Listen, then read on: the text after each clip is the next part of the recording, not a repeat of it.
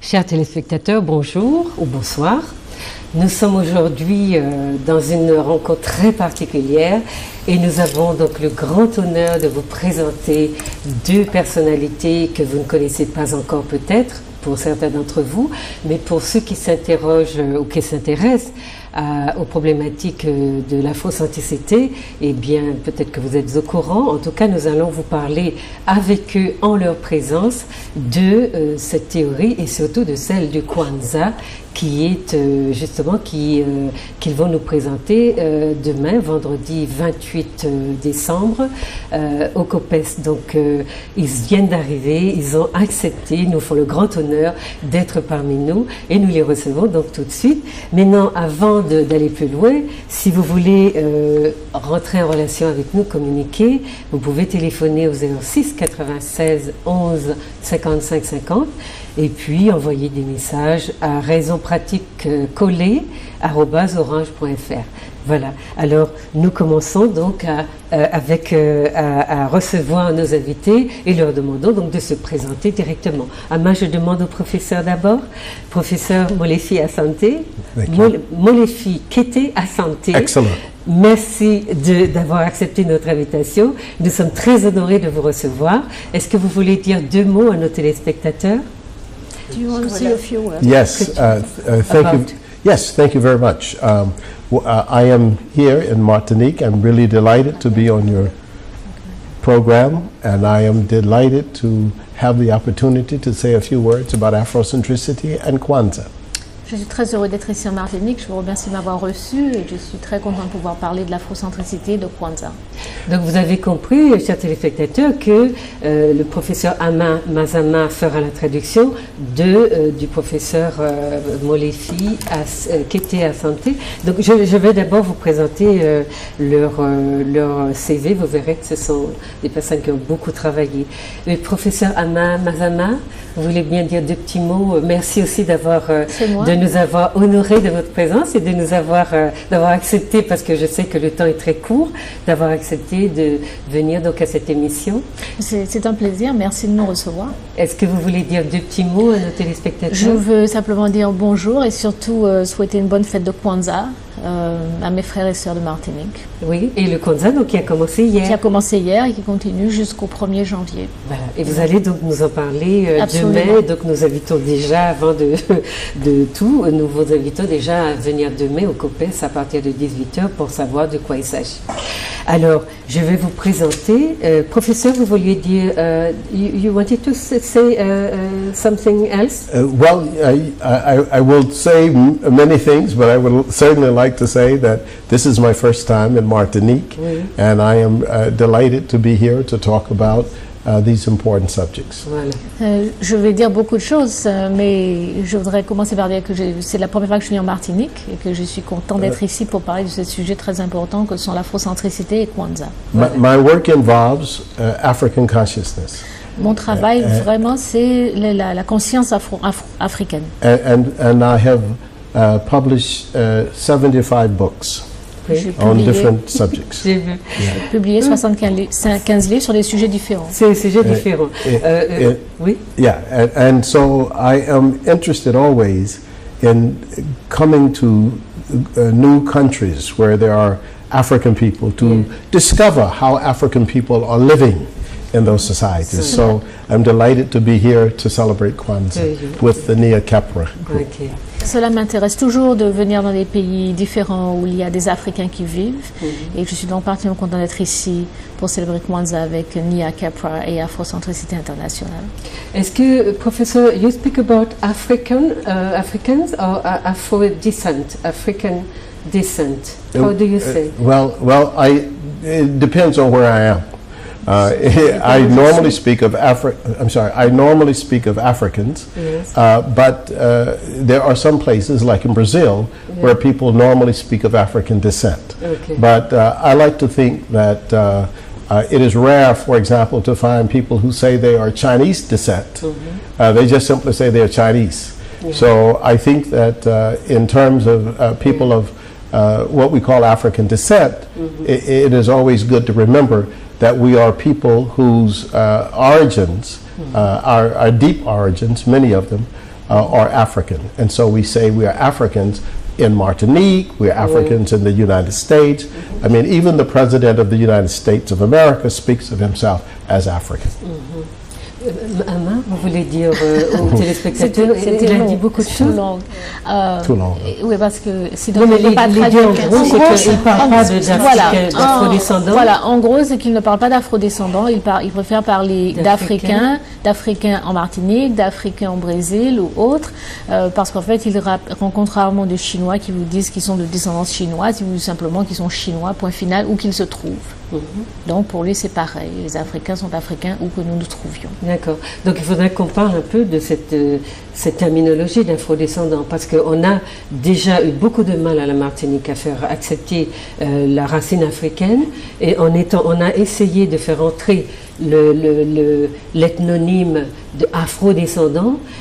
C'était difficile, mais on l'a entendu prononcer par des gens qui sont, desquels on n'aurait jamais attendu ça. Donc on pense que ce travail-là est en train de se faire, mais c'est long. Alors pour le moment, je pense que les gens accepteront plus de se dire ici en Martinique afro-descendants qu'africains, sauf les personnes les mieux informées, on dira, hein, sur ces problématiques. Alors, je vais, professeur. Yes. She said in Martinique, where people have a hard time embracing Africa, it's been even a struggle to get people to accept the notion of Afro-descendant or Afro-descent, of being people of Afro-descent. But now, it's being progressively accepted, but it has been difficult. Well, one of the reasons that I am also here is because I celebrate the international spirit of Africa. And two of my... L'une des raisons pour lesquelles je suis ici, c'est parce que je célèbre l'esprit international, l'esprit africain international. Two of the major African heroes are from Martinique. Deux des principaux héros africains sont martiniquais, sont d'origine martiniquaise. Frantz Fanon and Aimé Césaire. Aimé Césaire. And I have just received 2 years ago the Frantz Fanon Award. Et il y a 2 ans, j'ai reçu cette distinction, on appelle la distinction Frantz Fanon, from philosophers. de philosophes aux États-Unis. So I find it very difficult to understand how there are people in Martinique Donc il m'est particulièrement difficile de comprendre pourquoi il y a des gens en Martinique who have problems with being Africans, since 2 of the great African heroes are from Martinique. Ont du mal à s'accepter comme africains, puisque 2 des héros principaux, des héros africains principaux, sont en fait de la Martinique. It's a paradox. It is. But we will speak about it. C'est un paradoxe, mais on va essayer d'en parler. Avant de continuer, alors nous avons aussi sur le plateau Ebony Ananda, qui est présidente de l'association Nia Kepera, donc qui est installée à la Martinique depuis 2 ans, c'est ça? Plus que ça? Ah, l'association, tu veux dire? Oui. Oui, depuis 2 ans. Non, c'est pour montrer le caractère récent de cet activisme-là, enfin de cette volonté d'introduire les études africaines à la Martinique, puisqu'il n'y a pas d'instances qui prennent en charge ces études-là, enfin cette instruction-là, cette éducation-là. Donc vous la faites, toi, avec ton association Nia Kepera. Oui, enfin nous, on n'attend pas à ce qu'on fasse pour nous, on préfère faire nous-mêmes. Bien sûr, mais quand même, c'est ça. On est dans un peuple qui est afro-descendant en majorité et qui n'a pas eu droit à cet enseignement-là, et ça, c'est... Voilà. C'est primordial. Alors, tu veux dire 2 mots Oui, je souhaite ajouter que je suis présidente de la division Martinique d'Afrocentricity International. Ah bon, donc, d'accord. Oui. Ok, ça, j'avais pas. Et puis, c'est tout pour les téléspectateurs? Tu veux dire autre chose? Non, c'est tout. Alors, moi, je vais... Voilà, on organise depuis 2 ans l'initiative d'Amamazama, le Kwanzaa en Martinique, pour le grand public. D'accord. Do you understand? Do you need translation? You okay? I'm okay. Yeah? Ok. Alors, chers téléspectateurs, je vous ai dit que nous avons 2 invités prestigieux. Je vais vous faire un tout petit résumé de leur titre. Alors, le professeur est Dr. Amamazama. I present a woman first. Yes. You agree with that? Je comprends. Ok. Alors, professeur d'études africaines à Temple University à Philadelphia. cofondatrice de l'organisation Afrocentricity International, Et puis Mambo, prêtresse vaudou. Et puis, donc vous venez à la Martinique nous parler donc nous fêter avec nous le Kwanzaa, alors qui est cette année sous le thème Ujima, travail collectif et responsabilité. D'accord? Donc c'est ça. Alors, donc professeur Ama Mazama, vous êtes à Temple University avec le professeur et docteur Molefi Kete Asante. Alors, je présente le professeur avant que nous allions plus loin. Lui, il est initiateur des départements d'études africaines au sein des universités américaines, promoteur de la philosophie de l'afrocentricité, professeur au département d'études africaines à Temple University aux États-Unis, c'est une université d'État, professeur honoraire de l'université de Zhejiang à Hangzhou en Chine, professeur extraordinaire à l'Université d'Afrique du Sud. En 1995, il a été instauré roi traditionnel Nana Okru à Santé Pesa. Oui, Kido Mene de Tafo à Akiem au Ghana. Donc il a été nommé roi traditionnel au Ghana. Plus récemment, il est devenu un Wanadu à la cour des amiraux de Songhai. Il est cofondateur de l'Afrocentricity International, avec donc Ama. Vous êtes les deux créateurs. Donc voilà, vous avez en face de vous, enfin sur le plateau, ce qui est une occasion extraordinaire de les rencontrer, de rencontrer leurs pensées. Vous les avez sur le même plateau le même jour. Voilà. Alors, encore une fois, merci d'avoir accepté d'être là. Et puis, nous allons parler un petit peu. J'ai eu envie, parce que je sais que les Martiniquais sont un petit peu curieux aussi, de vous situer. Donc, j'ai vu que le Philadelphia est situé au nord-est des États-Unis, donc entre New York et Washington, hein, allez chercher sur une carte. Et puis que l'université Temple est une université qui est située donc à Philadelphia, qui a été fondée par Russell Cornwell en 1884 et qui compte environ 39 000 étudiants. 39,000 students in Temple University. C'est big one. Alors, vous avez donc comme études, comme enseignement du droit, de l'éducation, des médias, communication, commerce, médecine, art, musique, etc. J'ai cherché le département des études africaines, mais je n'ai pas vu, parce que je voulais montrer une photo. C'est pas un département spécialisé, enfin, c'est pas à part entière, complètement indépendant. C'est un département indépendant, mais j'ai pas trouvé de photos à vous montrer. Mais regardez sur une carte, Philadelphia se trouve donc pas très loin de New York. Alors voilà, nous avons donc invité le professeur Ama Mazama et le professeur Molefi Kete Asante pour nous parler de la fête du Kwanzaa, qui est très peu connue à la Martinique et qui est une création qui a déjà un certain nombre d'années, puisqu'il date de 1966. Mais nous allons demander donc au professeur Ama Mazama, qui a écrit un ouvrage qui s'appelle Kwanzaa. Vous aurez une photo tout à l'heure, hein, donc avec d'abord l'historique, mais aussi la pratique, la manière de pratiquer cette fête, qui n'est pas une fête religieuse, mais une fête culturelle, et qui vous dira donc comment procéder. Mais vous viendrez le vendredi 28, vous viendrez au COPES pour voir justement de vos yeux comment les choses se passent. Alors, le concept de Kwanzaa, professeur, I begin with Kwanzaa. I let it explain from Dr. Mazama, and you can intervene, you can speak with us. And after that, I have questions for you separately. Sure. Après, donc, j'ai quelques questions pour chacun de mes invités. Alors, le Kwanzaa, l'inventeur du Kwanzaa, c'est Maulana Karenga, qui est un ancien activiste du Black Panthers, des Black Panthers. Non. Il n'est pas, c'est comme ça qu'il a été. Il a été. Il n'était pas membre des Black Panthers. Il a toujours créé un groupe qui s'appelle US et qui est justement, c'est la période du Black Power, n'est-ce pas, dans les années 60. Et vous savez, il y avait différentes mouvances.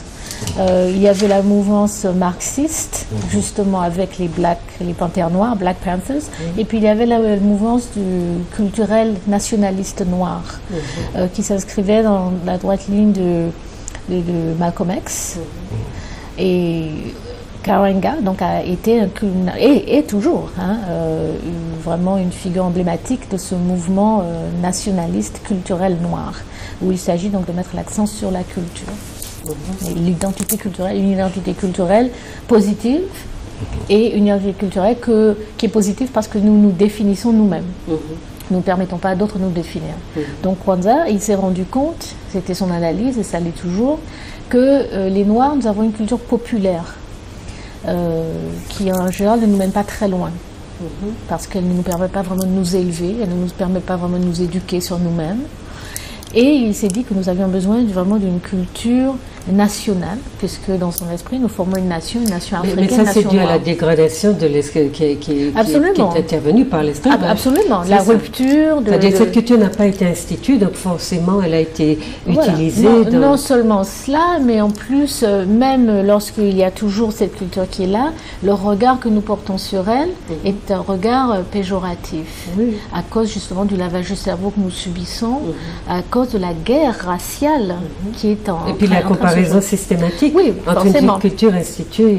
Donc il s'est dit qu'il nous fallait une culture nationale, quelque chose qui nous élève, quelque chose qui nous permette d'aller de l'avant et de devenir de plus en plus fort et de nous défendre. Et c'est comme ça que Kwanzaa est né en 1966. Donc on va intervenir de manière un petit peu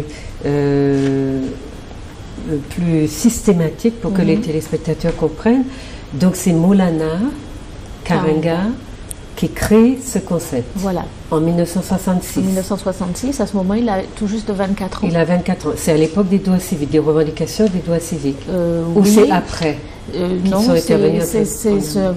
le combat se fait en même temps, mais si vous voulez, ce qui se passe, vous avez d'un côté le combat pour les droits civiques, qui est un combat intégrationniste, qui est mené par Martin Luther King, et de l'autre, il y a ces Africains donc, des États-Unis qui n'ont aucune envie d'intégrer la société américaine blanche, qui disent qu'ils n'ont aucune envie de devenir des blancs, ça ne les intéresse pas.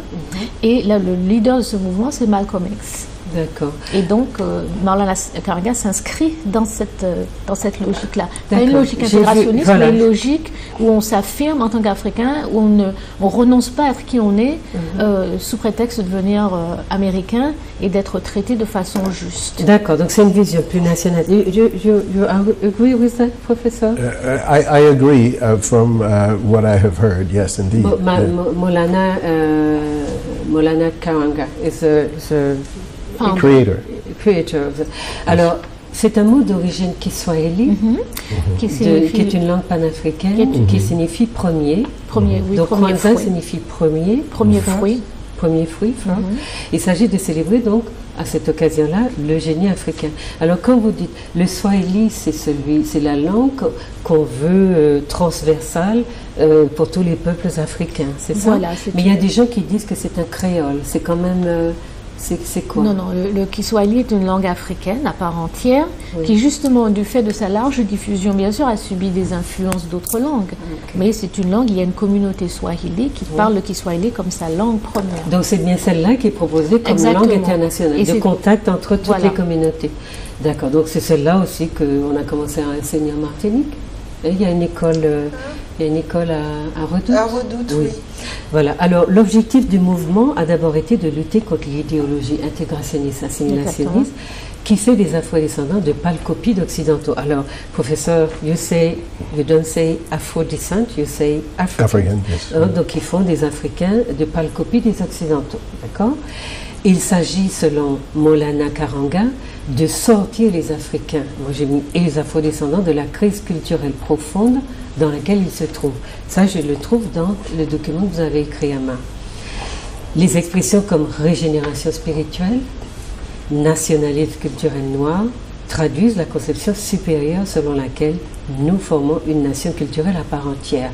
Ça, c'est la parole de Maulana. Exactement. D'accord. Et Karenga porte l'accent sur la culture nationale et la solidarité groupale par le biais de la culture. Exactement. Solidarité. Donc, la préoccupation de Karenga, c'est d'abord de faire exister un groupe en tant que groupe culturel et de lui faire porter des responsabilités nationales, c'est-à-dire faire constituer une nation dans la nation. Ça se passe aux États-Unis. Ça se passe aux États-Unis. Ça se passe aux États-Unis, voilà. Dans les années 60, si vous voulez, où effectivement il y a un mouvement séparatiste, n'est-ce pas? Il y a un mouvement séparatiste qui insiste que, en fait, les Noirs devraient créer leur propre nation, prendre leur propre territoire, et parce qu'ils ne voient aucun espoir, ils ne voient pas l'intérêt, si vous voulez, d'une intégration dans le monde blanc. Ils pensent qu'il y a beaucoup trop à perdre et que la civilisation blanche est une civilisation fondamentalement mauvaise, et que donc ils ne voient pas l'intérêt d'absorber quelque chose qui ne peut que finir par les empoisonner et les faire disparaître. Donc c'est cela. Donc dans les années 60, ce discours-là, effectivement, ça tient parce qu'il y a tout un contexte qui effectivement je sais qu'ils ont voulu créer s'approprier un territoire qu'on leur a refusé. Mais c'était aussi à l'abolition de l'esclavage, ils ont voulu de la terre, on la leur a refusé également. On l'a donné à d'autres nations, mais pas à... You want to add something, Professor? I don't... you don't... it's about the black nationalism in America. You know, in America. He was basically asking me if the idea was to create a nation within a nation. And I said that back then there was this discourse that black people should separate. Yeah. Although this discourse may not be so relevant today, sure. But back then it made sense. Sure. Mm-hmm. Sure. Yeah. So, but am I to say something on this?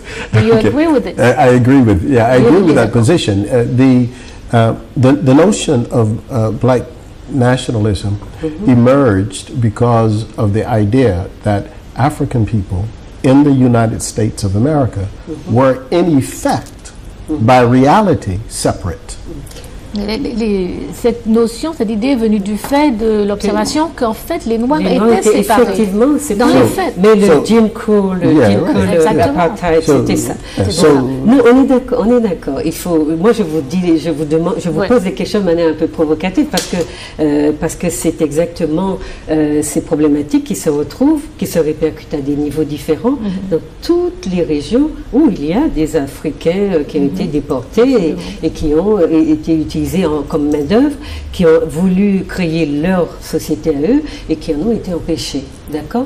Donc, on est bien d'accord que ces régions du Nouveau Monde, comme on les appelle, ont été appropriées par les Occidentaux, et la difficulté a bien été que les Noirs qui arrivent comme main-d'œuvre, mais qui ont aussi qui ont envie d'une existence propre, ne puissent pas la réaliser. D'accord? Yes. D'accord.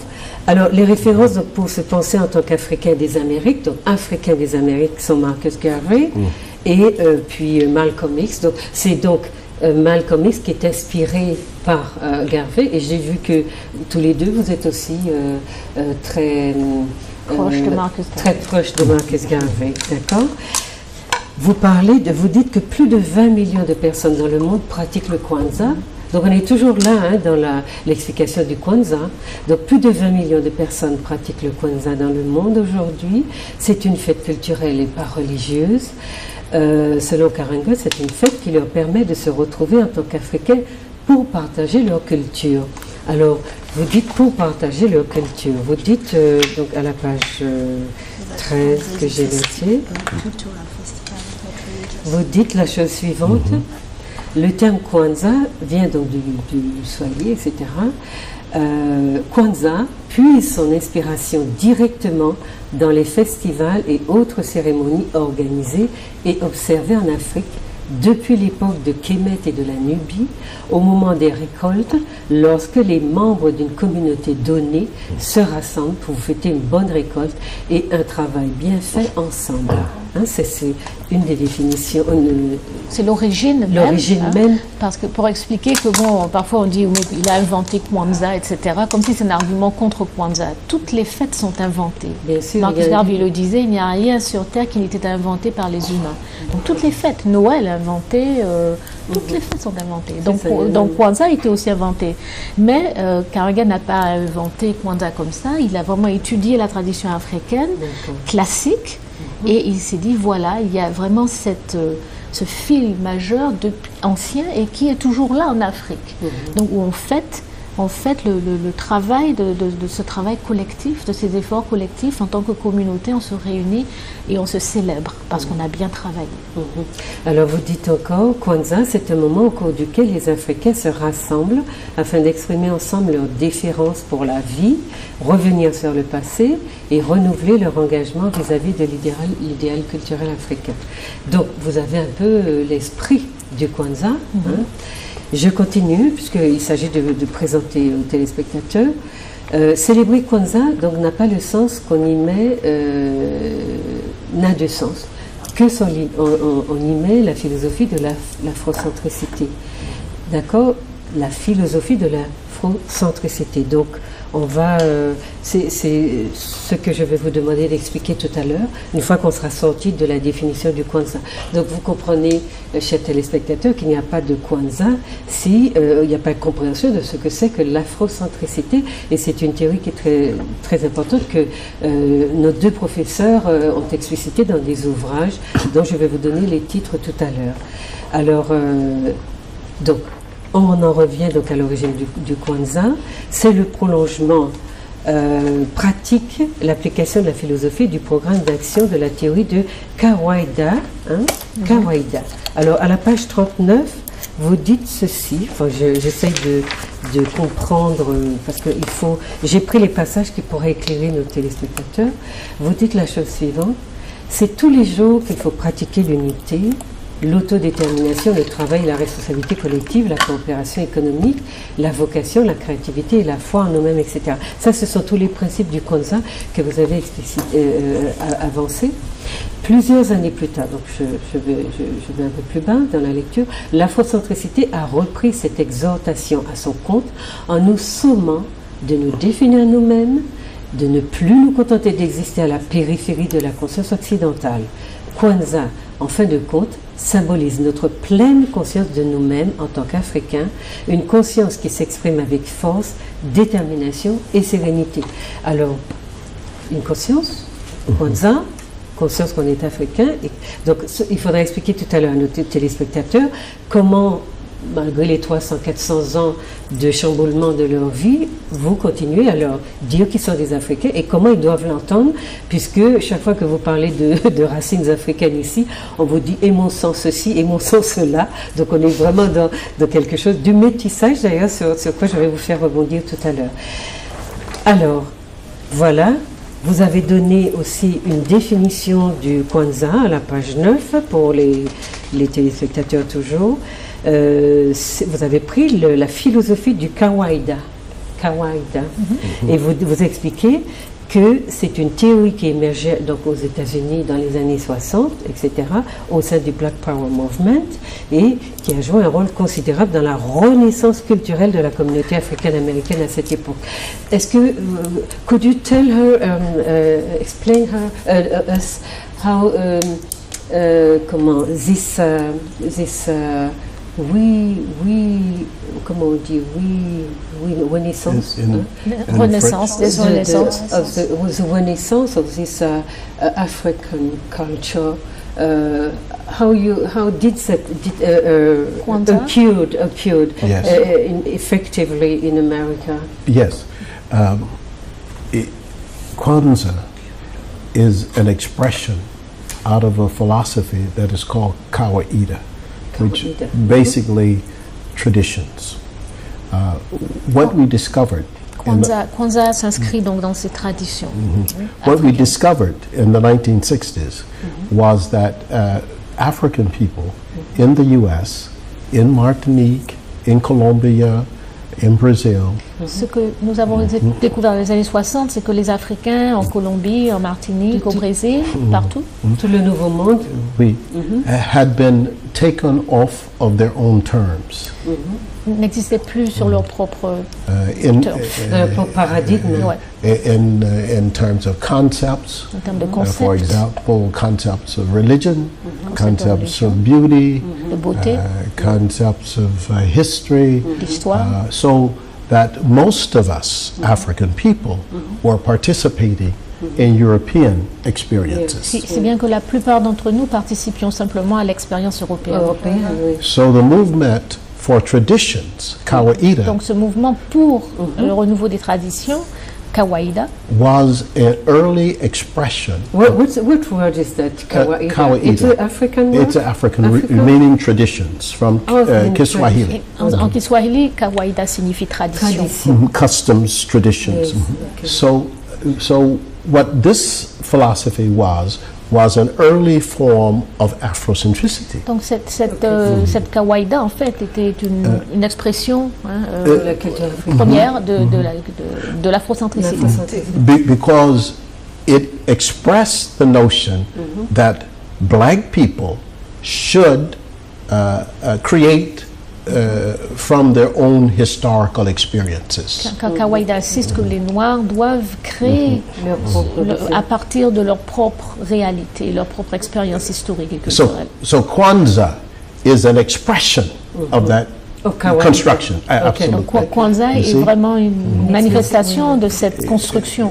You see, after 400 years of occupation by Europe, of not just physical occupation, but mental occupation. Après 400 ans d'occupation occidentale, non pas simplement physique, mais aussi mentale, It was necessary to reconstruct what we had lost. il était nécessaire de reconstruire ce que nous avions perdu.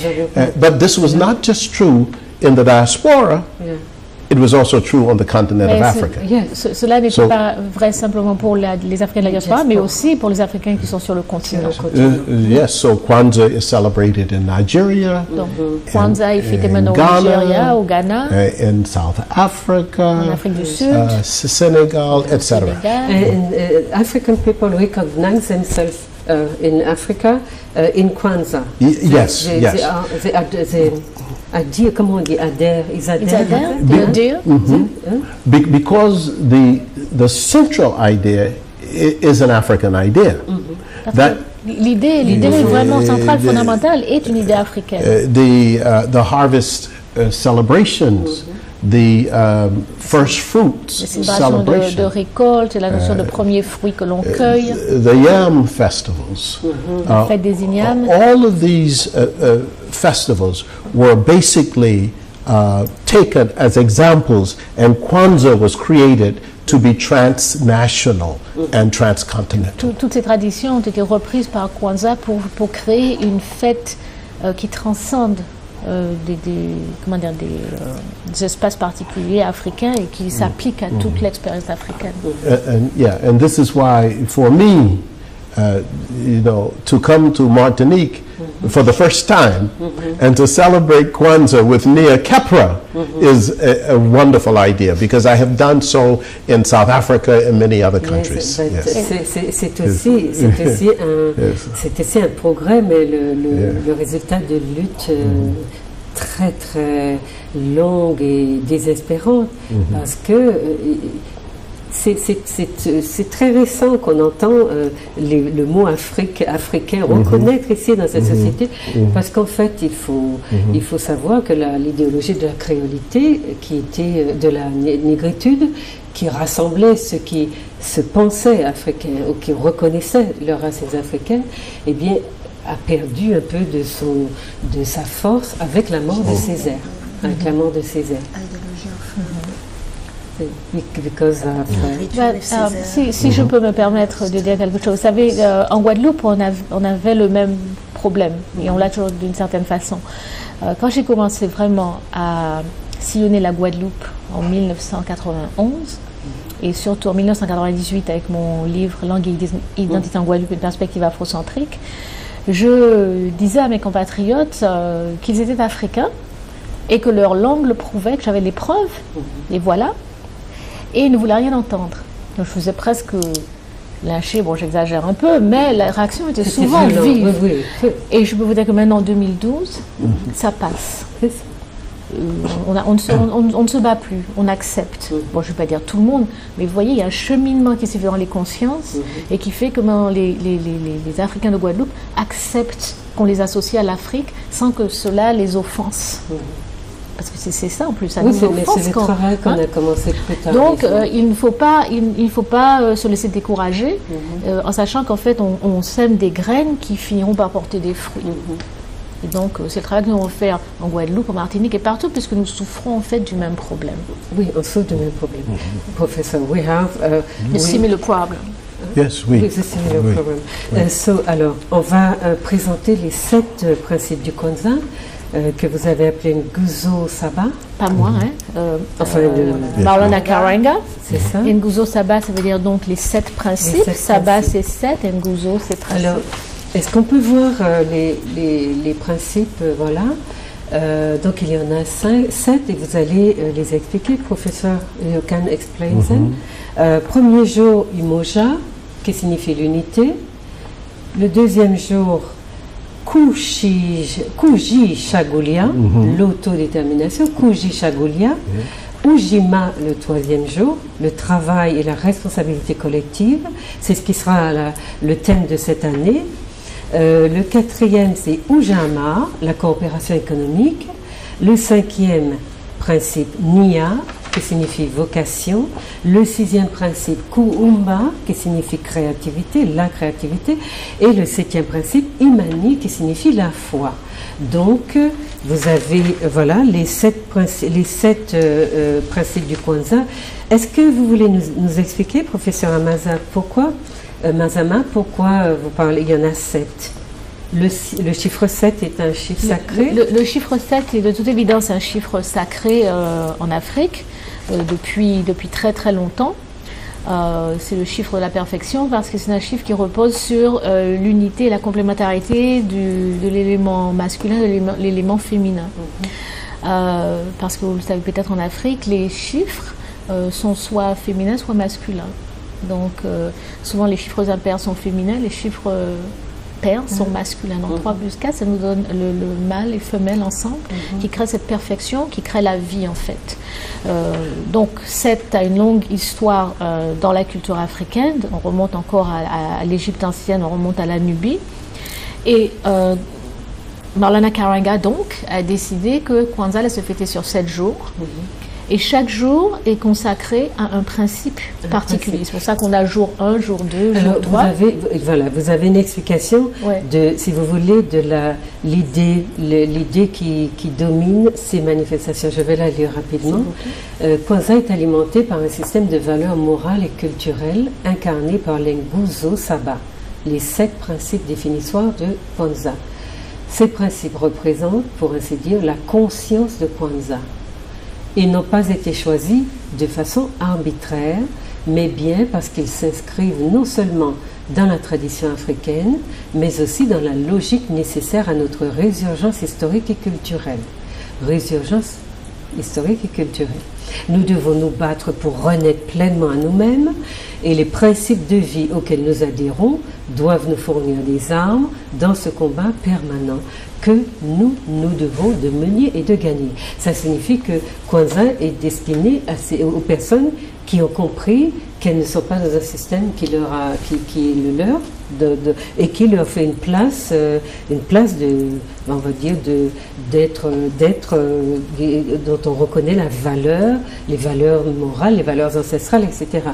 Est-ce que c'est comme ça qu'il faut dire ça? Je pense que c'est une des façons de le dire, que c'est vrai que Kwanzaa est là pour nous renforcer et pour nous donner les armes de faire face aux défis qui nous sont présentés.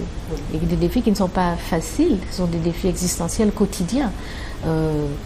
Par exemple, j'étais avec le professeur Molefi à l'aéroport ce matin quand nous sommes venus de Guadeloupe, et nous avons eu cette petite fille noire avec sa poupée blanche. Vous voyez? Et nous avons réagi. On avait presque envie de parler à la maman et tout. Mais Kwanzaa, si vous comprenez l'esprit de Kwanzaa, vous participez à Kwanzaa, Kwanzaa vous permet de comprendre et vous donne aussi la force de résister à la poupée blanche et d'avoir le courage quelque part de donner une poupée noire à votre fille pendant le reste de l'année, parce que vous aurez compris qu'il est important que la poupée de votre fille reflète votre fille et affirme votre fille, affirme que votre fille est jolie, donc que la poupée qu'elle a est aussi jolie et que le bébé noir qu'elle aura est aussi joli et vaut la peine d'être aimé, tenu comme elle tient et aime sa petite poupée blanche. Alors ça veut dire que... Donc il s'agit effectivement de donner des armes pour le reste de l'année. Mais les personnes qui n'ont pas encore compris ça peuvent aussi s'ouvrir à cela par le Kwanzaa, par la pratique de Kwanzaa. Absolument, puisque Kwanzaa permet de prendre conscience. Elles peuvent venir. Elles devraient venir. Professor, we are speaking about the 7 principles. Do you want to add something or to say something about that? Only in the sense that the 7 principles represent the minimum African attributes that are necessary to form a solid community. Simplement, je veux simplement dire que ces 7 principes sont vraiment le minimum dont nous avons besoin. Nous avons besoin d'encore plus. Si je peux me permettre d'ajouter, parce que c'est quelque chose qui tient à cœur au professeur la santé et qui le dit dans son livre L'Afrocentricité. Nous parlons d'unité, le premier principe de Kwanzaa, Umoja, mais pour nous, qui avons étudié Kawaida, etc., nous pensons, et le professeur la santé l'écrit encore dans son livre, que pour qu'il y ait unité, il faut d'abord qu'il y ait conscience. Il dit, la conscience précède l'unité. La conscience de quoi? La conscience d'être africain. Et la conscience de vouloir être africain. Il ne s'agit pas de savoir que je suis africain et avoir un regard malheureux auquel je suis africain, regardez où ça m'a mené. Je suis africain et j'aime être africain ou africaine. Cela me plaît d'être africaine. 7 jours sur 7, 24 heures sur 24. Bell Hooks, qui a un joli chapitre sur cette, qui s'appelle aimer le blackness, love, comment elle disait, aimer être noir, dans ce sens-là. Nous ne parlons pas d'être noir, nous parlons d'être africain. Ce sont 2 paradigmes différents. Vous voyez? Mais dans nos esprits, c'est confondu. On ne devrait pas confondre. I say to be black is not to be African. Absolutely. These are 2 different paradigms. Et c'est là que Kwanzaa insiste sur être africain. L'afrocentricité insiste sur être africain, pas être noir. Parce que bon, être noir, ça veut dire quoi? C'est quoi la culture noire? And I should say that it is not simply a biological idea. Il ne s'agit pas simplement d'une idée biologique, il s'agit d'une idée culturelle. Oui. Mais bon, on va voir tout à l'heure, parce que c'est les reproches qui sont faits à l'afrocentricité, c'est d'être justement un peu essentialiste, mais on va voir. Alors, les 7 principes, donc homogène, l'unité en premier, et vous voulez dire rapidement quelques mots sur pourquoi ils sont comme ça, échelonnés de cette manière-là, l'autodétermination, le travail, la responsabilité, la coopération économique. Le professeur dit que c'est le minimum de valeur. Mais pourquoi ce sont ceux-là que vous avez retenus? Non, ce n'est pas nous, hein, c'est Maulana Karenga qui a créé. Donc, il faudra lui poser la question. Pourquoi est-ce qu'il a dit? On peut comprendre pourquoi il commence par l'unité. Coopération on peut comprendre. On peut comprendre pourquoi il finit par la foi, Imani, parce qu'il s'agit en fait, encore une fois, c'est ça qu'on a d'affirmer, nous avons foi en nous, nous avons foi en nos ancêtres, que nous les respectons, que nous apprécions les sacrifices qu'ils ont faits pour nous et que nous-mêmes, nous sommes prêts à nous sacrifier pour nos enfants, pour les générations à venir. Nous sommes prêts à faire tout ce qu'il faut pour que le monde dans lequel ils vivent soit un peu meilleur que celui dans lequel nous vivons. Mais cette année, vous venez avec le principe numéro 3. Oui, parce que ça sera le 3e jour de Kwanzaa. C'est le 3e jour de Kwanzaa. Et donc, ce jour-là, c'est le jour de Ujima. Si nous étions venus le 29, ça aurait été Ujama. Et si nous étions le 5e jour, ça aurait été Kuumba. Et si nous étions le 6e jour, ça aurait été Imani, etc. Mais vous dites, donc ce sont 7 jours, 7 principes, donc un principe par jour. Mais vous dites quelque part que c'est toute l'année, enfin tout le temps, qu'on devrait pouvoir appliquer ces principes. C'est un engagement qu'on prend de respecter ces principes, d'avoir une existence qui est guidée par ces principes. C'est-à-dire que quand je parle de foi, par exemple, par mes ancêtres, c'est pas simplement le 1er janvier, je vais dire, j'apprécie mes ancêtres, on va faire une libation et puis l'affaire est finie. Non, c'est que toute l'année, je vais penser à Imani. Toute l'année, je vais pratiquer Imani. Toute l'année, je vais penser à mes ancêtres. Toute l'année, je vais les honorer. C'est un engagement que je prends. Mais il faut des apprentissages maintenant. On en a besoin de contenu. parce qu'on a perdu, on s'est déconnecté, on a des livres et des automatismes qui puisent dans la culture occidentale.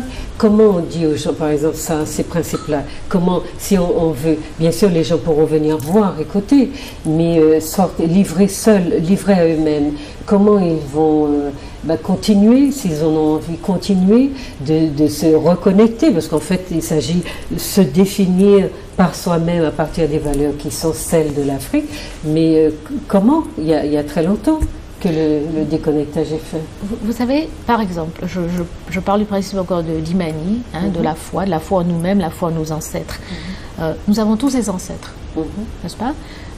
Notre mère, grand-mère, si elle est décédée, ce sont nos ancêtres. Et par exemple, prendre le temps de réfléchir sur l'existence que ces femmes ou que ces hommes ont mené, les difficultés, les tribulations, les défis qu'ils ont surmontés, les sacrifices qu'ils ont fait. Ça, simplement, ça devrait être une source d'inspiration qui fait que nous ne pouvons pas faire n'importe quoi de nous-mêmes. Nous ne pouvons pas trahir. Et on remonte de plus en plus loin. L'esclavage, bien sûr, si on pense à ce que nos ancêtres ont subi, nous nous plaignons aujourd'hui, mais ce qu'ils ont subi est infiniment pire que ce que nous vivons aujourd'hui. Moi, cela me fait monter les larmes aux yeux de penser à ce que mes ancêtres ont subi pendant l'esclavage. Et rien que par rapport à cela, je pense que j'ai une dette vis-à-vis d'eux. Je ne peux pas faire n'importe quoi. Mais aujourd'hui, la querelle chez nous, c'est des Africains qui ont vendu les Antillais et on ne comprend pas. C'est presque horrible de se rendre compte que le débat en est à ce niveau-là. Mais c'est les ancêtres africains qui nous ont vendu, donc on n'a pas à se retourner. Enfin, je crois que tout est fait pour que la rupture avec l'Afrique soit consommée et soit acceptée comme allant de soi. Mais je pense que comme je vous demande de donner presque des recettes aux gens, c'est que je vois qu'il y a des gens qui ont envie, parce qu'ils se rendent compte que les espoirs qu'ils avaient dans cette civilisation-là, ils ne leur permettent pas de s'épanouir, notamment sur le plan spirituel. Donc vous avez beaucoup de petites communautés qui se forment et qui reviennent. Alors ça peut être la danse, le dhammi, donc ils veulent remonter à la source. J'y vais parce que je suis invitée, je regarde faire, j'essaie de comprendre le sens de leurs efforts, et ces efforts-là, c'est vraiment de faire comme les ancêtres faisaient et de se renouer avec l'Afrique. Mais ils n'ont pas de code, ils n'ont pas de savoir. Et ils sont là dans une sorte d'isolement intellectuel et qui fait qu'ils vont faire sans savoir quel sens donner véritablement à leur pratique, mais ils savent que le faire comme ça les reconnecte avec l'Afrique. Donc on a ces petits mouvements-là ici à la Martinique. Ceci dit, pour la grosse masse des gens, eh bien l'Afrique n'existe pas parce que voilà, tous les supports culturels qu'ils ont sont des supports qui valorisent, ne serait-ce que au niveau de la religion aussi, même les icônes occidentales. Ça ne les choque pas du tout d'avoir à vivre dans une église le temps de plusieurs messes, parfois dans une journée, avec des icônes occidentales. Parce que soi est supprimé, son image n'est pas nécessaire. Et quand vous le dites, les gens vous disent, mais moi c'est là, c'est dans mon cœur, ça fait rien les icônes, ça fait rien que les saints soient blancs, etc. Oui, puisque c'est dans mon cœur. Vous voyez? If I can speak to some of that. I mean, some of it I know and some of it I don't. Domination is complete when the dominator makes the dominated believe that his mother and his father sold him into slavery. La domination est complète lorsque celui qui domine arrive à convaincre le dominé que ce sont sa mère et son père qui l'ont vendu. There was no culture or society in Africa that was a slave society prior to the Europeans' presence in West Africa. Avant l'arrivée des Européens en Afrique de l'Ouest, il n'y avait aucune société africaine qui était basée sur l'esclavage. There were Africans who collaborated with Europe. Il y a eu des Africains qui ont collaboré avec l'Europe. In the kidnapping qui ont of aidé à Africans. kidnapper les Africains, oui. But one of the great lies that has been told in recent years to get Africans in the diaspora to dislike Africa is to say that Africans sold you. Mais l'un des plus grands mensonges qui a été disséminé au sein de la diaspora récemment, c'est cette idée que ce sont les Africains qui nous ont vendus. Et ça, c'est fait exprès pour que nous n'aimions pas les Africains du continent. Mais si on ne demande pas de réparation, probablement aussi. And maybe not so that we won't ask for reparations. Yes, it is like a German saying to the Jewish person that there was a Jewish person who told us where to find you. C'est comme si un Allemand disait à un Juif, en fait c'est un autre Juif qui nous a dit où vous trouver. You will always have collaborators where you have power differences. Vous aurez toujours de la collaboration lorsque vous avez des situations de pouvoir différentiels. There are Afghan people in Afghanistan who will be considered collaborators with the Americans when the war is over. Il y a des Afghans qui seront considérés comme étant des traîtres et des collaborateurs des États-Unis lorsque la guerre sera finie. Mais chez les Jews, les blocs 20, les blocs 20 qui surveillaient les chambres à gaz, c'était des Juifs. Pendant l'extermination de la population. There were blacks in the South African police force during apartheid. Il y avait des Noirs dans la police sud-africaine pendant l'apartheid. So we cannot confuse collaboration with the initiators. On ne peut pas confondre ceux qui ont collaboré avec ceux qui ont fait initié. The people who went to Africa looking for Africans to enslave were Europeans. They were not Africans. Ceux qui sont allés en Afrique chercher des Africains à réduire en esclavage, ce sont les Européens, ce ne sont pas les Africains. I lived in Africa. J'ai vécu en Afrique. And I have been to Africa 80 times. Je suis allé en Afrique 80 fois. I have never found any history of a society where slavery was the principal mode of production. Et jamais je n'ai vu trouver de société où l'esclavage était le mode principal de production. It's something that came with the Arabs and came with the Europeans. Qui arrivait avec les Arabes et les Européens. Professor Molefe, could you say our population, our public, what you are explaining again? That people, African people, never bought, never sold. African people were not engaged as sellers of their own people. They were only collaborators with the Europeans. Now, if that means that somebody has a job to guard or to go into the bush to kidnap people, or if there were people who were corrupt enough, and I don't doubt that there were some few people who were corrupt enough to say, okay, I'm going to steal people and sell them to the Europeans. But there's no reason for that. There's no reason for Africans to engage in that process. Je viens traduire, synthétiser. I know. Ce qu'il dit, c'est qu'encore une fois, il n'y avait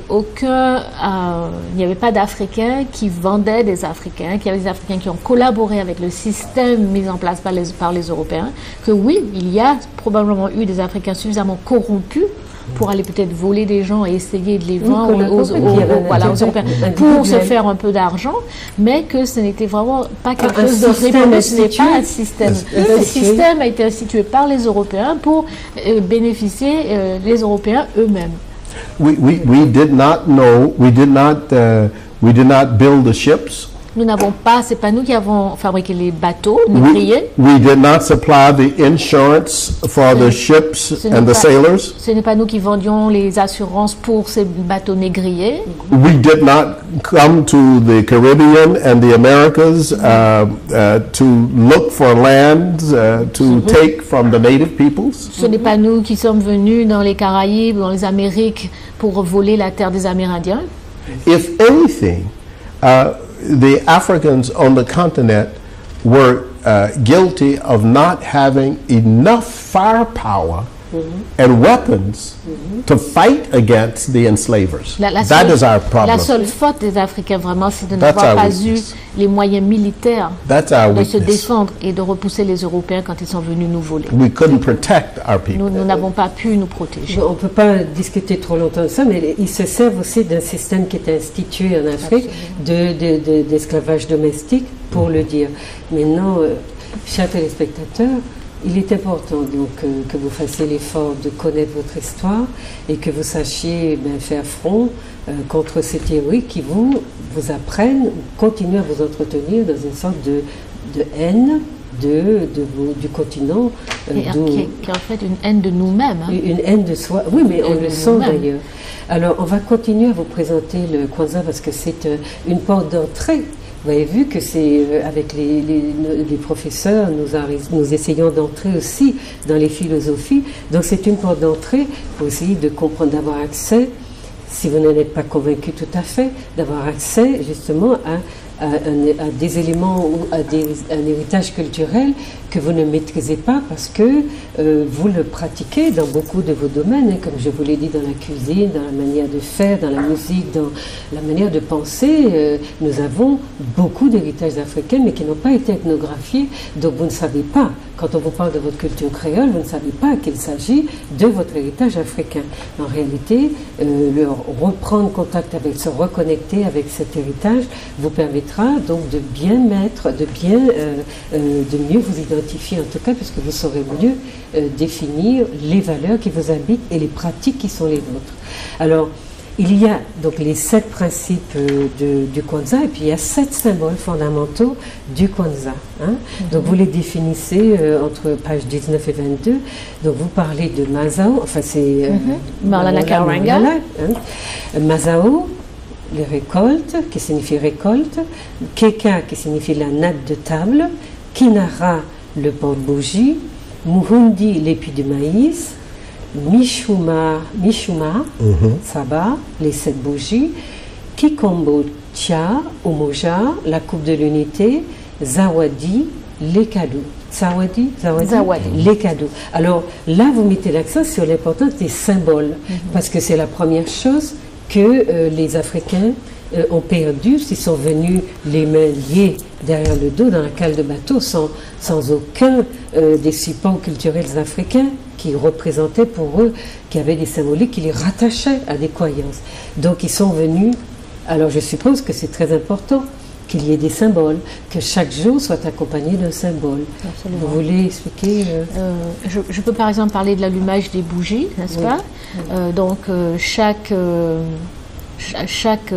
jour correspond donc à un principe, et ce principe lui-même est symbolisé donc par cette bougie qu'on va allumer. Par exemple, demain, nous allons allumer la 3e bougie. La première bougie qu'on allume, c'est la bougie noire, qui représente donc la nation africaine, la nation noire, Umoja. Puis nous allumons la première bougie rouge, et donc demain, nous allons allumer la bougie verte, qui va représenter Ujima. Donc le drapeau, il faut rappeler que le drapeau a ces 3 couleurs. Le drapeau. Mais dans cet ordre-là, noir, rouge, vert. Voilà. Hein, dans cet ordre-là. Voilà, dans cet ordre-là. Et ces drapeaux qui nous avaient, en tout cas les couleurs nous ont été léguées par Marcus Garvey. Donc on voit encore la continuité. Et donc il y a tout un rituel, il y a la libation, il y a les harambés, etc. Et donc nous ferons tout ça demain. Donc dans les symboles, il y a le fait qu'on parle de récolte, ça rappelle Kwanzaa, premier fruit, c'est ça. La natte de table, c'est juste c'est la base, c'est le socle. C'est le socle sur lequel reposent tous les autres symboles. Mais vous dites que ça peut être un tissu, ça peut être n'importe quoi, enfin, c'est symbolique. C'est symbolique. C'est symbolique. Donc il faut qu'il y ait cette natte sur laquelle tout le reste repose. Va se poser. Et puis le porte-bougie, donc c'est tout à l'heure on l'a vu, avec 7 bougies également. Alors, la noire, 3 rouges et 3 vertes. 3 rouges, 3 vertes et une noire. L'épi de maïs représente le support alimentaire, un aliment de base. Dans et puis donc comme exactement. Donc ça représente donc les récoltes en général. Et il y a autant d'épis de maïs qu'il y a d'enfants. Donc comme Kwanzaa est d'abord célébré en famille, donc s'il y a 5 enfants, il y aura 5 épis de maïs. La symbolique alimentaire aussi est importante. Absolument. Absolument. Et puis les 7, donc vous avez 7 bougies. La coupe de l'unité, donc ça, j'ai cru comprendre que si on n'est pas très nombreux, tout le monde peut boire la même coupe. Et si on l'est, donc chacun, soit qu'on fasse des petites coupes, soit que symboliquement on dira. L'idée, c'est que quand on boit de la même coupe, on affirme encore son désir d'unité. Et on se souvient de ce rituel. Ce rituel est là pour nous marquer psychologiquement pour le reste de l'année. Et puis vous parlez des cadeaux qui doivent être tout à fait rattachés à la culture africaine. À la culture africaine, il faut nécessairement ça peut être un livre sur l'Afrique, positif, parce qu'il y a plein de livres négatifs sur l'Afrique, donc il faut vérifier le contenu. Et puis il faut aussi que le cadeau soit mérité. C'est-à-dire qu'il ne s'agit pas de dire, bon voilà c'est Kwanzaa, voilà ton cadeau, comme on le fait dans le cadre d'autres fêtes. Et comme ça doit être un symbole, il vaut mieux que ça ait une valeur aussi dans la construction de la personne. Absolument. C'est ça. Donc quelque chose qui affirme encore la beauté de l'Afrique et qui donne envie d'être africain et qui aussi, encore une fois, établit un lien entre la personne qui reçoit le cadeau et l'Afrique. Professor Molefe, we speak about symbols. They are very important in our for this project in the Kwanzaa project. It's very important to have symbols. It is true. It is true. In fact, all people recognize the significance of symbols. Yes. I mean, just as people celebrate Christmas and they have Christmas trees, they have polar bears, they have snow. Yes. These are all symbolic. Voilà. Donc vous voyez l'équivalent des symboles que vous avez en Occident, et bien dans le Kwanzaa, donc il y en a aussi qu'il faut apprendre à connaître et puis à habiter avec ces significations nouvelles, si elles sont nouvelles pour vous, puisqu'il y a à la Martinique des familles qui pratiquent le Kwanzaa depuis déjà 5-6 ans. Voilà. Même plus. Vous voulez dire, alors, tu veux dire quelque chose, Ebony? Non, c'est vrai que nous, c'est la première fois qu'on fait le Kwanzaa d'une manière grand public. La deuxième fois. La deuxième fois. Voilà, mais il faut savoir que oui, en Martinique, il y a des familles, ça fait déjà plus d'une dizaine d'années, je pense, facilement, qu'ils font le Kwanzaa. On ne les connaît pas parce qu'ils font ça de manière privée, chez eux, entre amis, enfin voilà, mais... Ça fait un petit moment que ça existe en Martinique. Mais je pense que c'est à la mesure du tabou qui pèse sur notre héritage africain qui fait que les gens n'osent pas non plus ébruiter ça, le dire. Mais ce coup-ci, rassurez-vous, on l'a dit à beaucoup de gens. We spoke about it a lot, yes, because more people, they want to know. Sure. They ask everybody, what is that? Yes. Come and see. This is correct. Come and you. Sure. Yes, you will see. You will see. Sure. Yeah. Ce que je voudrais dire pour revenir à quelque chose que vous avez mentionné, ceux qui veulent se reconnecter à l'Afrique, mais qui se sentent peut-être isolés intellectuellement parce qu'ils n'ont pas toutes les données, je veux dire que le professeur Asante et moi avons créé Afrocentricity International précisément pour répondre à cette quête. Et nous sommes très contents que notre sœur Idaya Neanda prenne le relais ici en Martinique. Il s'agit d'une organisation qui est là justement pour aider ceux qui veulent cheminer vers leurs ancêtres en leur donnant les rituels, parce que Kwanzaa c'est 7 jours, mais nous avons besoin de rituels pendant toute l'année, nous avons besoin de symboles pendant toute l'année parce que cela nous structure. Nous avons besoin de nous restructurer en tant qu'Africains. Sinon, nous sommes très vulnérables. Donc nous invitons ceux qui sont dans une démarche sincère, qui ont vraiment envie de se redécouvrir. Vous le dira tout à l'heure? Oui, on donnera tous les contacts à la fin de l'émission. Oui. Voilà, alors on va surveiller l'heure. Maintenant, il y a 2 symboles supplémentaires dans le Kwanzaa, c'est le Bandera Ya Taifa, qui est le drapeau, et puis un poster. Alors vous avez mentionné, ça pourrait être un poster de Marcus Garvey? Non. Ou de? Non, il s'agit d'un poster de Kwanzaa. De Kwanzaa, oui, d'accord. Les symboles de Kwanzaa. Un symbole de Kwanzaa. Oui. Ah bon, j'avais cru comprendre. Ah, quand on décore la salle, on devrait avoir des posters qui marquent, sur lesquels sont inscrits donc les principes de Kwanzaa. D'accord. Alors le déroulement, vous avez un déroulement aussi qui est protocolaire. Vous avez parlé du décor, donc comment arranger l'espace, le protocole, la cérémonie elle-même, la tamshi, la tambiko, la karamu, la tamshi, la Tutaonana et le Harambee. Donc ce sont des phases, des étapes dans la célébration donc que vous allez nous montrer demain. Exactement. Donc voilà, les mots vous paraissent un petit peu chinois, ils ne sont pas chinois, ils sont africains, kiswahili. Ils ne sont pas chinois, ils sont kiswahili. Donc venez voir à quoi correspond donc, tout cet aspect protocolaire, c'est-à-dire du déroulement de l'organisation de la fête. On ne va pas là les décliner maintenant, mais vous pouvez venir vous rendre compte par vous-même. Ensuite, activités pour les enfants, vous en avez parlé. Et puis la nourriture Kwanzaa. Donc j'ai vu plein de recettes très très intéressantes qui m'ont donné envie d'essayer tout de suite, mais je l'attends. You gave us a recipe to eat, parce que I gave some recipes. Yes. Et puis la place des enfants qui est très importante aussi. Donc on aura à faire à parler de cette dimension parce que la place des enfants qui est dont on dit en Afrique, parce que les gens n'ont pas compris le système africain, que les parents africains ou les noirs en général comme on les appelle n'ont pas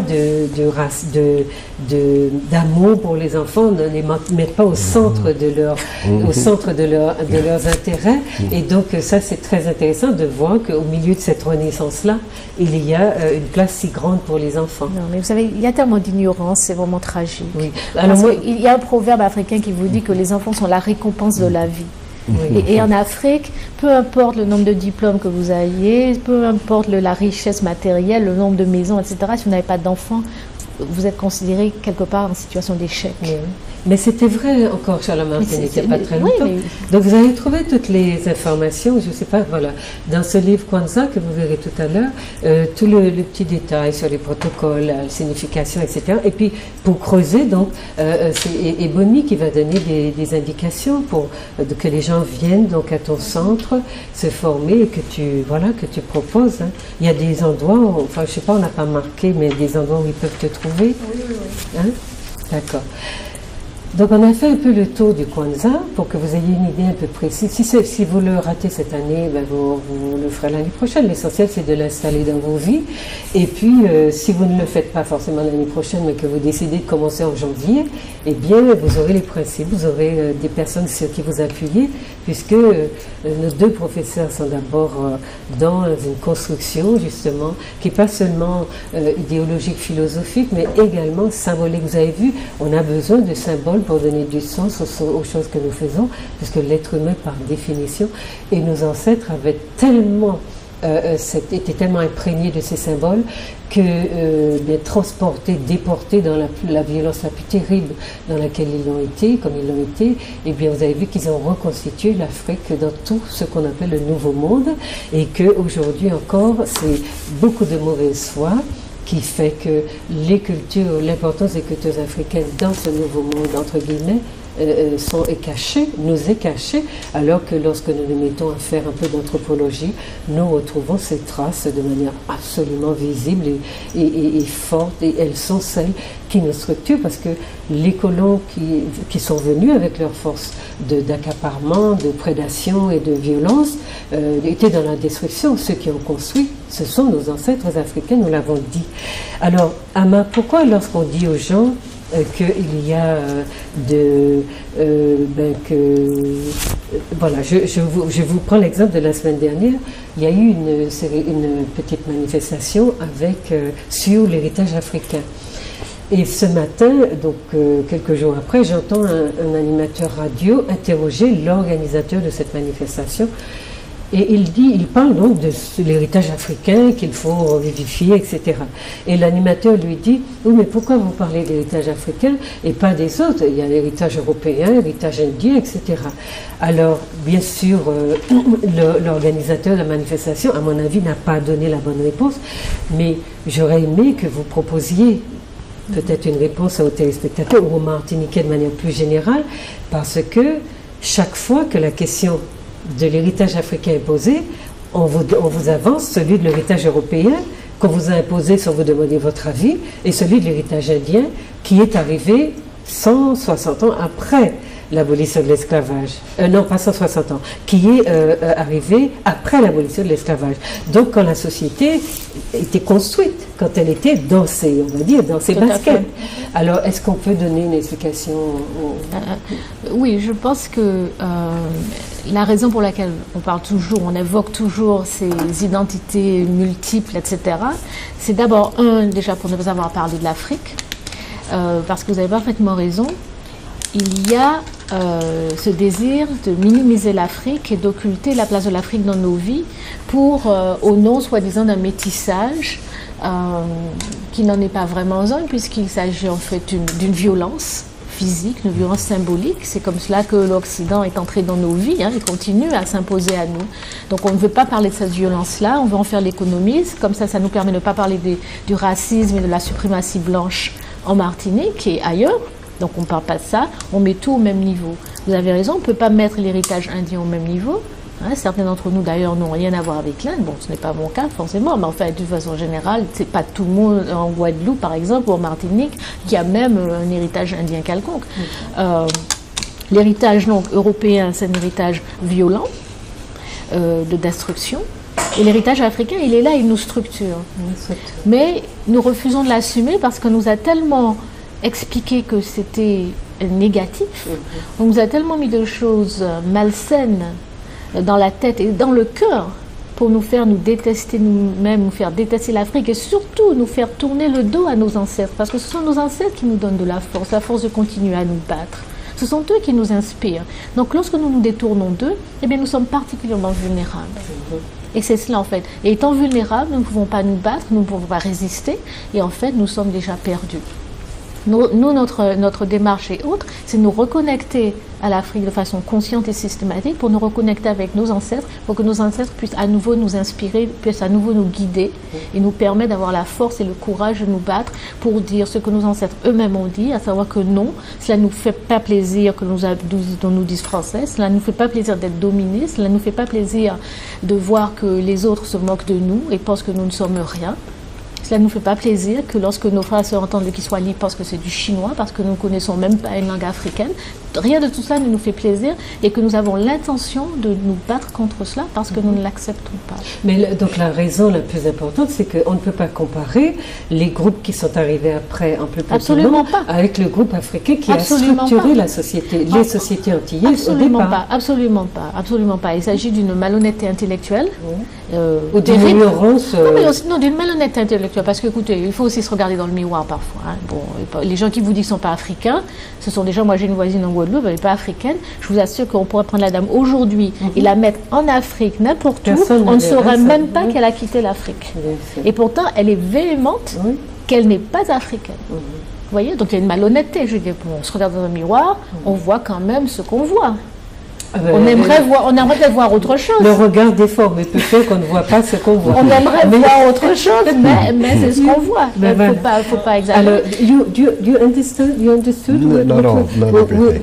We were talking about how when you start talking about the importance of Africa as the main cultural component in our identity, how people then quickly start talking about the European component or the East Indian component.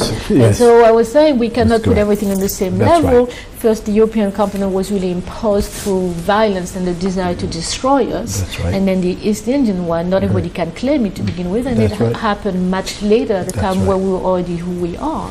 But in both of those cases, if you translate, but in both of those cases, those two cultures, which ones? The East Indian and the European culture have maintained their identities. Ces deux cultures-là ont réussi à maintenir leur identité en partie.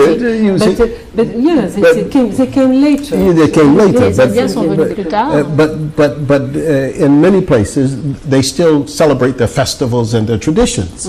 You see. Mais dans plusieurs communautés où les Indiens sont, ils continuent à célébrer. On parle de culture, d'héritage africain qui a survécu malgré la violence du refus de la part des colons de les laisser pratiquer leur culture. Je veux dire, malgré tous ces interdits et cette violence, ces tortures, ils ont fait survivre leur culture. Une culture qui a marqué, qui est profondément en nous, dans toute la Caraïbe. Donc c'est la force de cette culture. Et le fait qu'elle n'était pas forcément à l'extérieur, mais dans l'individu d'abord, a été structurée. C'est une force que malgré le fait d'avoir été enchaînée dans le cale du bateau, qu'ils ont portée parce qu'elle était en eux. Alors on le sent avec les autres peuples qui avaient besoin de beaucoup de meubles et de tout ça pour se transporter ailleurs. Eh bien, il n'y a pas d'empreinte, c'est-à-dire il y a le matériel, les objets autour qui les font exister en tant qu'Européens ou qu'autre chose, mais cette empreinte forte dans le corps qui est marqué par une civilisation millénaire, ça s'est ressenti dans les survivances qu'on a aujourd'hui. Nous ne parlerions même pas de survivance, parce que pour nous, il s'agit vraiment de notre être. C'est-à-dire, avec l'assimilation, on est quand même aujourd'hui, dans notre jeunesse, on a observé des pertes, des disparitions de principes qui nous alarment. Il y a ça c'est sur le plan moral, sur le plan des valeurs. Il y a bon, la culture matérielle, la culture immatérielle. Donc cette culture immatérielle qui correspond à une vision du monde, nous l'avons. Elle continue. Elle continue à être là. Vous avez parlé de divers aspects. On peut parler de la langue, mais on peut aussi parler au niveau spirituel. Moi, par exemple, je suis Mambo, prêtresse vaudou, et je vois bien les gens qui viennent, y compris les Indiens qui sont prêts à partir en pèlerinage en Inde, qui viennent parce qu'ils savent que la spiritualité africaine a les réponses aux crises qu'ils traversent. Voyez? Mais est-ce que... Donc nous pouvons fêter Noël. Ici, en la Martinique, je sais que c'est le vaudou et le culte hindou sont très très proches dans l'esprit des gens. Hein. C'est-à-dire qu'ils retrouvent des espèces de correspondances. Alors, en dehors de ça, je pense que tout le monde s'africanise, tout le monde pratique les choses. Et je pense aussi que les Indiens de Martinique ont été africanisés beaucoup de par le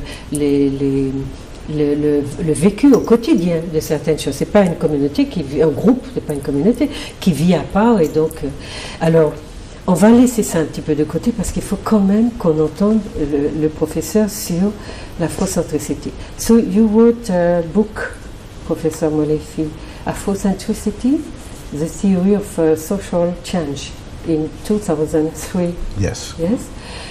Traduit donc par professeur Ama. Le livre lui-même est sorti en 1980.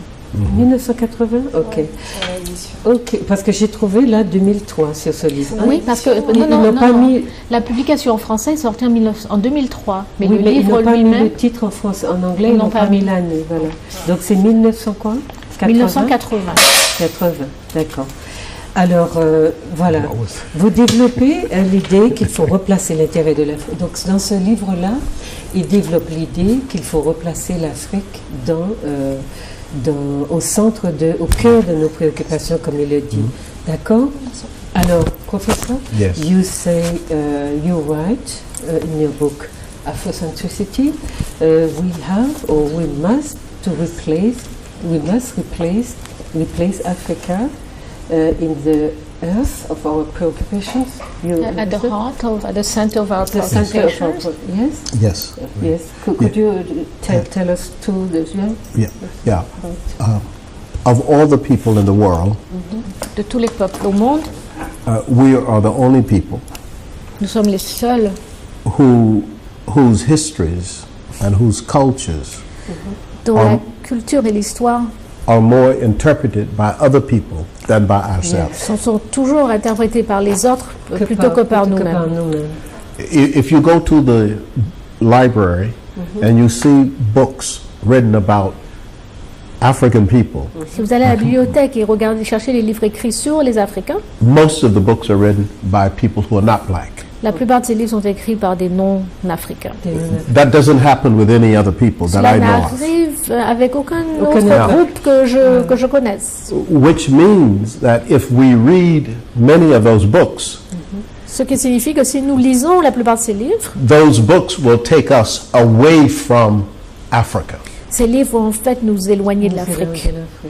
It is a transformative act on the part of African people to reintroduce themselves to Africa and to place African history, culture, evolution, the concept of God at the center and at the heart of their lives. Il s'agit d'un acte transformateur et révolutionnaire de la part des Africains que de se représenter l'Afrique eux-mêmes et de réclamer l'Afrique au centre de nous.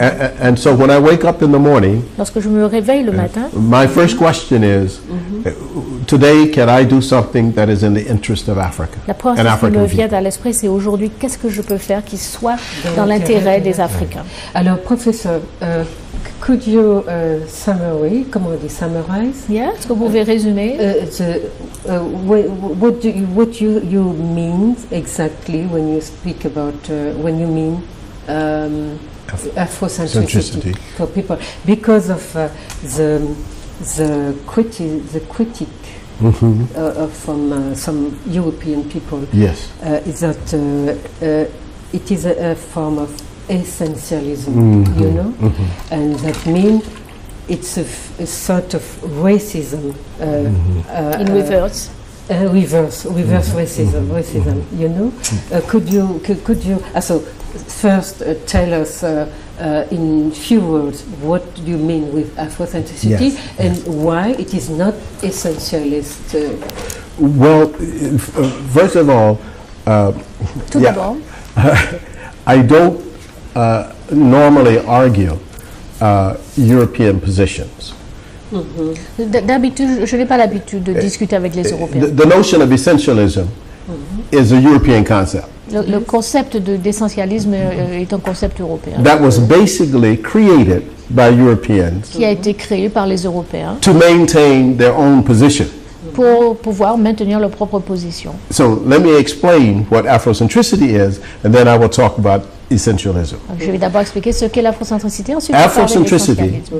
Afrocentricity is the idea that people of African descent must see themselves as agents in the world and as important in the world as subjects and not on the margins of Europe. Acteur plutôt que. So can you, is that, Yeah. Et l'afrocentricité repose sur l'idée que les Africains doivent se voir avant tout comme des sujets agissants, acteurs dans le monde et non pas simplement comme objets gisant à la périphérie de la conscience occidentale. this creates a problem for Europeans Cela pose un problème aux Européens because it means that the black person is getting off of the plantation.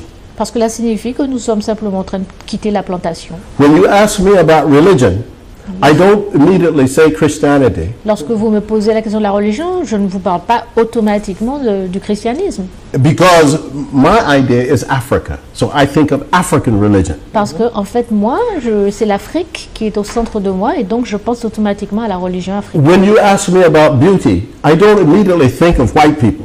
Lorsque vous parlez de That's the last thing that I think about. Lorsqu'on me parle de beauté, la dernière chose à laquelle je pense, c'est les blancs. I see myself as an agent and an actor in the world, and I think of black people. Je pense So- à moi-même, je me conçois comme agent et Donc sujet. l'afrocentricité, c'est sur le plan de l'esthétique, sur le plan de des valeurs morales, de la culture, etc. C'est être au centre. Mais professeur, that means you want to to get out of the Conceptual the frame. profession. Non, parce que, enfin, moi, ce que je pense, c'est, pour que les gens comprennent aussi Ouais. la force de cette théorie, c'est que, avec l'esclavage, on était les propriétés des maîtres. Et donc, on l'a été, pour eux, ça devait continuer. Et l'afrocentricité dit, mais stop, maintenant, on veut reprendre notre autonomie. Enfin, Okay, c'est un peu ça. C'est Oui, mais- ça qui explique oui, mais- que les Européens ont du mal. Mais la propriété en question est aussi une propriété mentale, parce que l'esclavage est aboli. Oui. Et là, l'esclavage mental a continué. Absolument. She's saying that white people thought of us as their property during slavery. And so what we're saying that we want to put an end to this, and I insisted that we always so talk about mental slavery. Yes, of course. So what happens, of course, Parce qu'on est socialisé. is so you can translate. So what happens, of course, is that when African people speak out of their own history and culture, the critics would like to say, hey, but you can't do that. Ce qui se passe, c'est que lorsque les Africains commencent à parler à partir de leur propre paradigme, le cadre de référence, les Européens se précipitent et disent « Oh non, tu ne peux pas faire ça. » You are not putting us first. Parce que tu ne peux pas faire ça, parce que tu ne nous mets pas en avant. Not only are you not putting us first, Quand il dit, quand j'étais enfant, les Blancs interdirent aux Noirs d'actionner de grosses machines sous prétexte que ce travail était trop intellectuel pour eux. Il l'a raconté ailleurs. not only are you not putting us first, you are claiming that you have a history and a culture. Et non seulement vous ne nous mettez pas en avant, mais en plus vous avez le toupet d'affirmer que vous avez une histoire et une culture That predates plus Europe. ancienne que les nôtres. And so if you do that, then you must be an essentialist. Si vous faites ça, vous l'Africain, c'est que vous devez être un essentialiste. But, of course, On nous fait signe aussi qu'il faudrait qu'on termine. D'accord.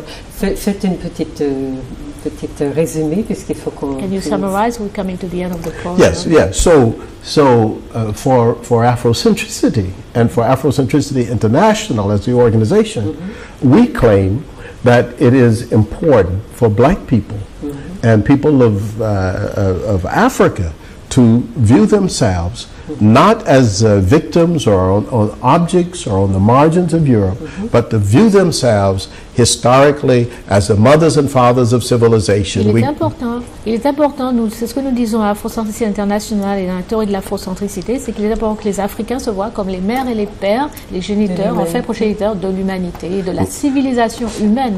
It's African people who built the pyramids. Ce sont les Africains qui ont construit les pyramides. It's African people who built Great Zimbabwe. Qui ont construit le Grand Zimbabwe. It's the first person who was deified and made a god in the world. First human being deified was an African named Imhotep. La première personne qui a été déifiée au monde était un Africain du nom de Imhotep.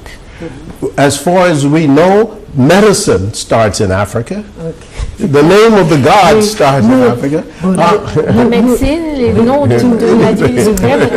C'est-à-dire, ce qu'on peut dire, oui, on pourrait profiter de la présence de nos professeurs pour vous raconter plein de choses, mais vous savez que l'émission, c'est limité. Mais nous espérons que ça vous a donné envie d'en savoir plus, parce qu'il y a des livres, vous allez les voir tout à l'heure affichés. Il y a des livres, il y a le Kwanzaa qui est une porte d'entrée, et puis il y a à la Martinique toutes les petites choses que nous faisons par conférence ou par petites manifestations, par lesquelles vous pourriez commencer pour vous intéresser à cette partie de vous-même qui est beaucoup plus importante que vous ne le croyez, parce qu'elle vous habite au quotidien, et c'est parce que vous n'avez pas mis de mots sur elle que vous ne savez pas, et que l'idéologie de la créolité, bien sûr, qui est en guerre contre l'africanité, voilà, vous laisse penser être la plus importante de vous. Mais en réalité, la créolité n'a pas de support culturel, ce sont les supports africains qui sont utilisés par la créolité, voyez. Alors, je vais vous demander professeur Azama, deux petits mots avant qu'on termine.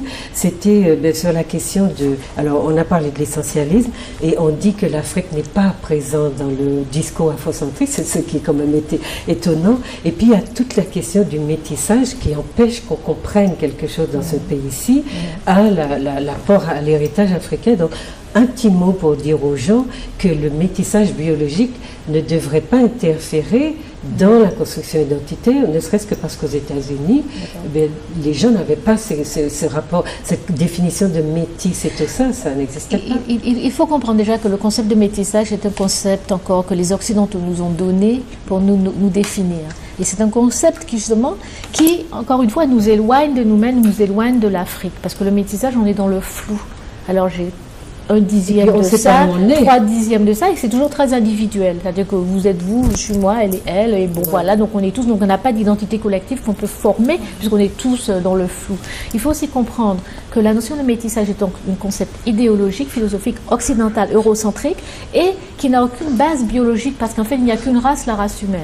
Oui, mais ça n'a pas, moi je veux dire, on va terminer sur ça, mais le métissage, les Européens le connaissent aussi, parce qu'ils ont pris du monde entier, ils ont fusionné aussi avec beaucoup d'autres peuples, mais ils se sont définis en tant qu'entité. Ils ne se définissent jamais comme métis. Jamais comme métis. Le discours du métissage est un discours de perdants. Pour les dominer. Oui, de perdants. Voilà. Et je dirais même de traîtres. Mais de perdants ou de groupes, de personnes qui évoluent individuellement sans aucune référence au groupe. Et la question du Kwanzaa telle que vous la posez, c'est justement la nécessité de repartir du groupe, de lui redonner sa place et de construire dans un niveau avec la famille, puisque la place des enfants est reconnue, et la question de l'unité qui est le principe numéro 1, donc est posée. Vous voyez, donc on a un travail là, on est aussi un peu en psychologie sociale, hein. Le groupe, sans le groupe, on ne peut rien faire, on n'avance pas du tout. Et donc, je veux remercier beaucoup nos invités. Et est-ce qu'on pourrait peut-être voir les ouvrages écrits par donc, le professeur Molefi qui était à Santé, et l'ouvrage aussi de Amamazama. Théoriquement, vous avez une photo de ces deux ouvrages, voilà. Donc, si vous voulez vous les procurer, vous avez Ebony. Oui, donc il suffit qu'il contacte la division Martinique d'Afrocentricity International. On a un site internet également qui est afrocentricityinternational.org. Et on a une page Facebook pour la division de Martinique, donc il tape Afrocentricity International Martinique. Donc Afrocentricity International en Martinique. Un mot En plusieurs mots. En plusieurs mots. Non, c'est bon savoir. À partir du moment où ils vont taper Afrocentricity, enfin ou Afro, ça va. Donc Martinique, suivra obligatoirement. Et puis n'oubliez pas, donc bon, je pense c'est la question du Kwanzaa, donc vendredi 28. Alors, professeur. Je voulais juste ajouter une chose. Alors, c'est là qu'il y a le Kwanzaa. On ne sait pas vraiment si l'émission sera peut-être diffusée par la suite. Mais ils peuvent également retrouver l'association Afrocentricity International, la division Martinique, organise d'autres manifestations. Donc, il y aura une conférence sur le vaudou le vendredi 4 janvier, si c'est bien ça, voilà. Et la cérémonie du nom également, avec Amamazama, qui me fait le plaisir de revenir pour la célébrer la première fois en Martinique. Ah, très bien. Le 4 janvier Le 4 janvier, c'est la conférence sur le vaudou. Et le samedi 5 janvier, la cérémonie du nom, enfin la symbolique du nom. Voilà. Mais chers téléspectateurs, chers amis téléspectateurs, nous sommes obligés de nous séparer. Nous remercions infiniment nos professeurs, alors Molefi qui était à Santé et Amamazama, et puis Ebony, merci d'être venue. Alors nous espérons que nous avons tracé des voies, des intérêts vers votre africanité, et que ça vous tentera ne serait-ce que d'acheter, vous procurer les livres, déjà pour vous informer, et puis essayer de laisser venir tout doucement, mais sûrement. À bientôt.